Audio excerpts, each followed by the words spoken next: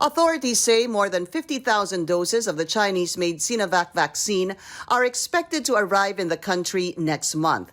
But Sinovac Biotech General Manager Helen Yang told the source the agreement between them and the Philippine government is not yet final. So far, the two parties have only agreed to a non-binding term sheet.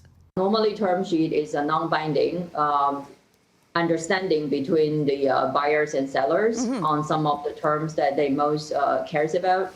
And if in the general terms is acceptable to both, and then both parties should develop a binding definitive agreement. That's normally on a commercial deal we would normally do.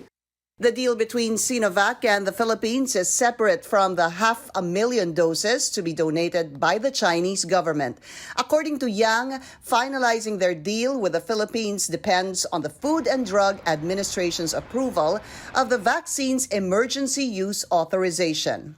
Earlier reports said Sinovac is the second most expensive COVID-19 vaccine in the market.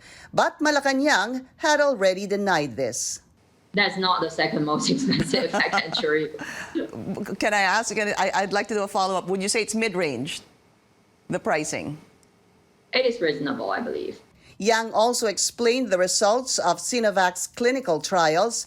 She says the vaccine's efficacy rate is higher in Turkey because it was used on the general population.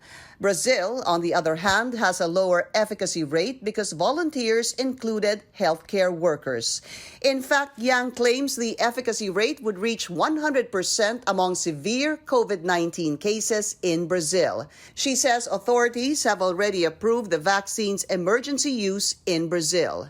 Our safety data collected showing there is no serious adverse reactions related to vaccine, and also the most of the reported side effect is the pain at injection site, which is reasonable, right. And we don't have a high fever, so the safety profile for the vaccine is very, very good.